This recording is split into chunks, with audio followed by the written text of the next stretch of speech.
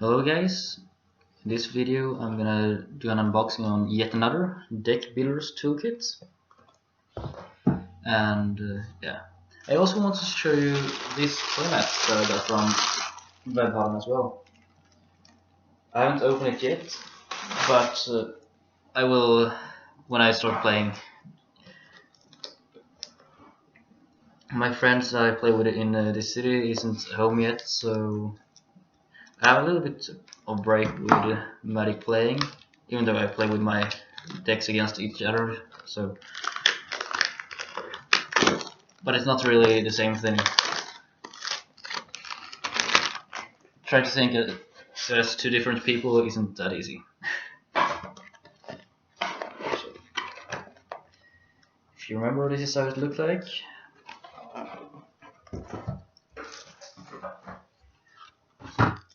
We have some text, spacer,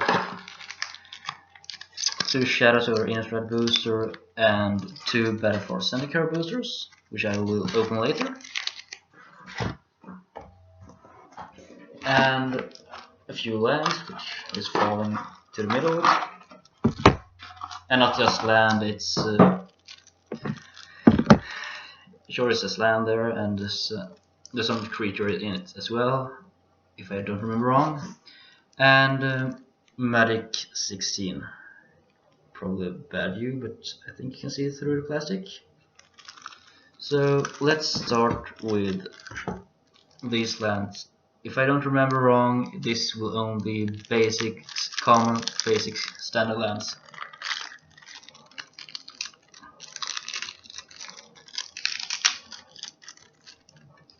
I don't like these plastic containers too much because they are a little bit harder to go through.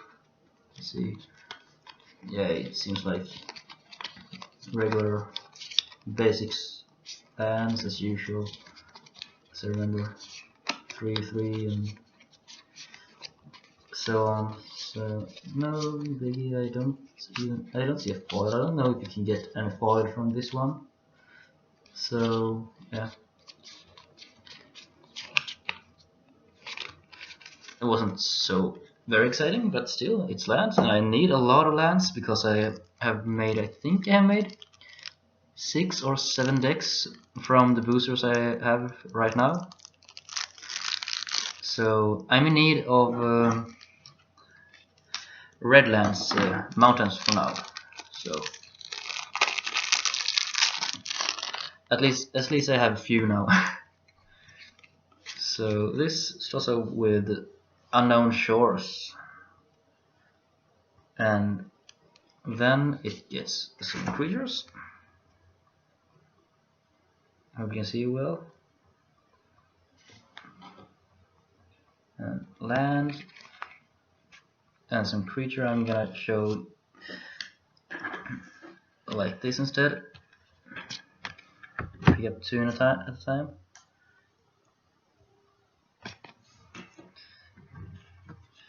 A lot of I have seen a few of these. I think I'd play with some of these as well, not all of them. Corp Shurn, this one, I know I haven't that. I think I don't, either way, so. And Deadweight, I have a lot of those. I don't really play with them because I think I don't like them too much. I don't know why. Maybe because I am not used to enchanted auras yet, but I will probably. And then I have another unknown shore, Blighted Fen, and another sorcery. I hope you can see it, the text pretty well. It looks like it blends a lot into the computer, into the light, but I don't think that will be so much problem. I hope not. But there's a lot of nice cards in this one, even though I right now don't play with a lot of them. And I know I mentioned in my last display unboxing that I got a lot of rats, and here we have yet another rancid rat. Yeah, I don't know if they like me, or I should say that I like them. Might be both or not. And yeah, it's a lot of nice cards. Here's one I haven't seen before. It's like Gorge, not George. These are very good looking pictures and cards, of course. Another goblin and a lightning axe. The lightning axe is good if you have a madness card deck, because as you maybe so or not so, when you cast this instant you may discard a card or pay 5 additional lands, and 5 additional lands is pretty darn expensive, so you have to pay 6 lands for that one. So if you do have a madness deck, you can discard a card to its madness cost, and you can cast that card as well, instead of paying 5 lands just for that instant. Then you may cast like another sorcery or anything like an instant as well. You may even get a creature out in the deck that you couldn't because you had a few lands. This Lone Larva is pretty good. Could have been better because it let you search your library for a basic land cards and put it on top of your library. It would have been better if you could put it out on the battlefield. But it's a creature, it's a 1/3 creature, so I think it's pretty good either way. I mean, who am I to complain? At least I get the basic land on top of my library, right?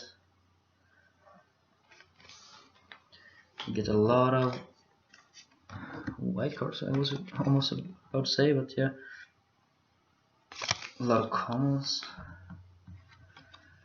I don't have all of these because I don't recognize all names. I know I have this one, but I'm not using it because I haven't gotten a deck like that. And then we have these two. Both of these are new to me. I like the spiders because they have reach. Almost every spider I have from Shadows over Innistrad do have reach. And that means that the creature can block flying creatures as well. So move on to the next one. I have to use scissors because it's very loose here for some reason, and it doesn't let me get a good grip to rip it off, which it should be doing. This should contain a lot of double lands, and it does. I'm gonna put a fair. This isn't a double land though, as you can see, but here it's starting to be a lot of doubles. So if you play with 2 color card decks, or maybe 3, these are very good to have. The problem is that, you can only have 4 of each card in the deck, and that goes even for the double color cards. It doesn't. It's not that way for these basic lands because yeah, you'll need a few of these. My minimum is like 20, and apparently a lot of tournament players do have like 14 or 15, maybe less. I don't know really, but they also have very good cards for to search for them in the library and so on. As you see, just basic lands, common lands here. Moving on to the Creature Angel. This should contain a lot of, maybe all of them, M16 cards. I'm not sure because I have bought 2 Magic Gathering Deckbuilder's Toolkit from Shadows over Innistrad, and I have 2 whole collections from M16, and it's the only thing, it's the only way I know where I get my M16 cards from. So yeah, it's probably a whole collection, but I'm gonna show it either way. I'm gonna show off from rare down to uncommon down to common. And I have a few of these in my deck. A few of these are replicas from the old Magic, like Magic 15, maybe down to Magic 14 as well. I'm not sure about that because I have only played Magic for so long. I think, to be honest, that yeah, it's color coded here as well, so I might as well show all these. Let's just get a good grip.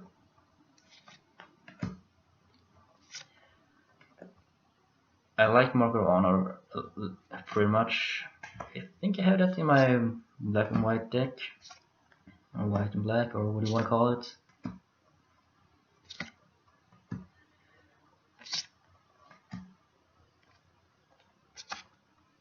And Unruly Mob is very good as well if you have, at least if you have a lot of tokens, because every time a creature dies that you control, you may put a 1/1 counter on Unruly Mob,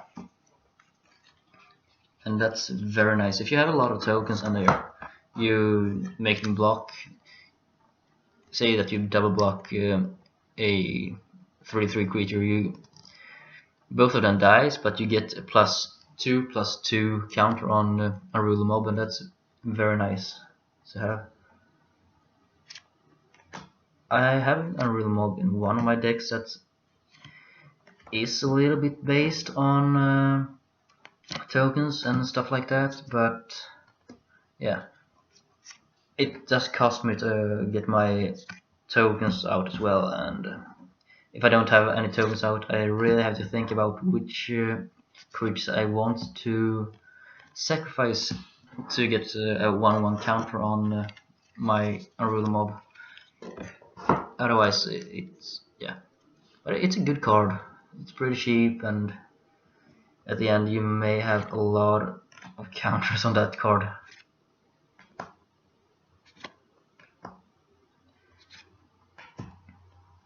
A lot of these are pretty cheap swamp cards, to be honest. Another dead weight, Master Walls, and Shambleback. I like Shambleback because it lets me get a token and lives. So it's a very good card. I like it. Over to the red ones. Another lightning axe, as I explained earlier. It could have in a madness deck. I do have a madness deck, so I might add that in that as well and rearrange in that deck. I have a lot of wolves now as well, and I see now that it's not only M16. I didn't notice that before, but it's not only M16 cards in this pack. It also contains Shadows over Innistrad. If you see that marks there, that's Shadow over Innistrad for you who don't know, and over here it's M16. And here is one very nice card. Let's you put 3 different counters on 3 different creatures, a 1/1, then you have to choose another one to get a 2/2, +2/+2, and a third one to get +3/+3. And it has to be 3 different creatures, so you can't go all in and make 6/6 on one creature. They thought about that. So yeah, might be a little bit creative when you put out those counters.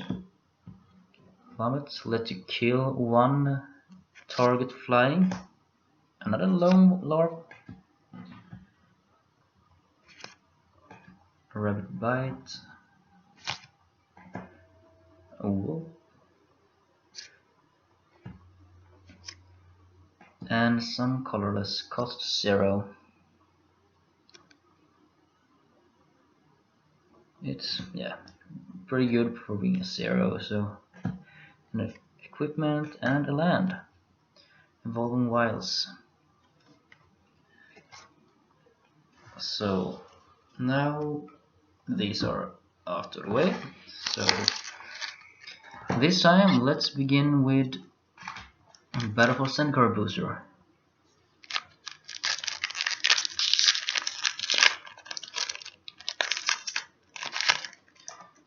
And as always, it starts with all the commons.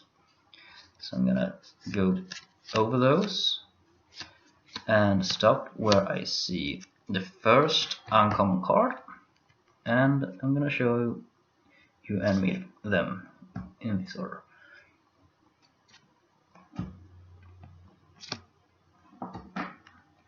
That's a legendary creature, a goblin ally.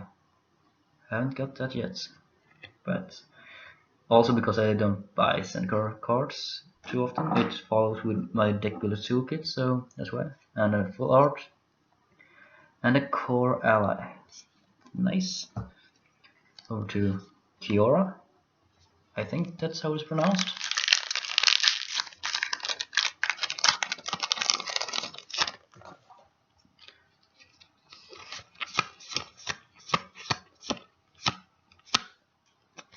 I just want to point out that in this in Battle of Zendikar there's a lot of the void. That means that the card doesn't have any color, as you see there. The void is card has no color, even though it costs like maybe one island or mountain. But if it attacks and a creature has protection from all colors, this creature can still either attack it or block it, depending on what action you're doing. So that's a nice touch. Let's continue with a flying angel ally, a 4/4. Pretty expensive. Have to look at what it does later. The void card, another void, and here we have a sorcery, a rare sorcery.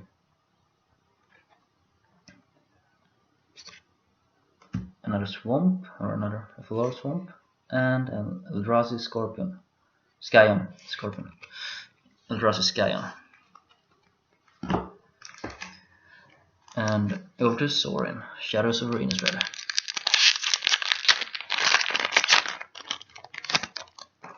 In this pack I'm gonna start to show off the double face card.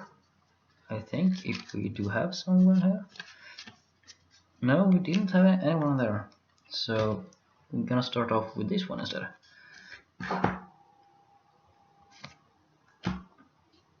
This is a very nice card, not forgotten. Let me pick up one card from any graveyard and put it on the owner's top or bottom of that owner's library, and then I get a token if I don't remember wrong. Yes, a 1/1 spirit creature token. A double land. And here we have Convicted Killer. Werewolf. Or human werewolf turns into a werewolf. And an island and a devil. I'm pretty prepared to get like a clue or maybe zombies, spirits. Because I have a lot of spirits, I have a lot of clues.